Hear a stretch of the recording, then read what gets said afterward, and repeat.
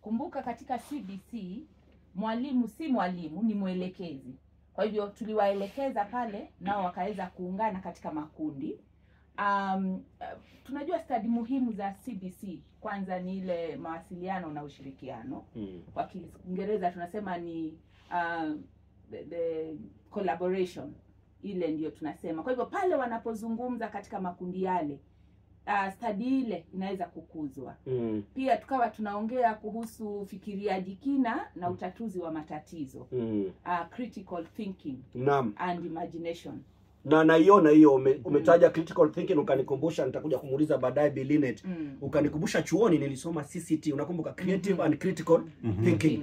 Kwa hiyo mmeanzia huku chini. Tumeanzia kule chini. Kwa hivyo unahakikisha kwamba wanafunzi pale tuliwapa maswali. Hasa tulijikita katika karatasi ya pili, fasihi, ambayo wataifanya katika mtihani wao wa KJSEA. Nakumbuka kwamba wamefanya fasihi kwa miaka 3 tu.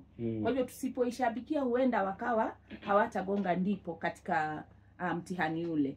Kwa hivyo tukawa pia na sehemu ya ubunifu, kwa sababu ushairi uliwekwa pale na wakaweza kupitishwa katika sehemu mbalimbali. Na kujiamini, walipoungana pale tulihakikisha kwamba hakuna wanafunzi ambao wameketi peke yao. Kwa hivyo katika kila kundi la wanafunzi 20 zilikuwa shule tofauti. Kumbuka tulikuwa na zaidi ya shule 16 na wanafunzi walikuwa zaidi ya 1000.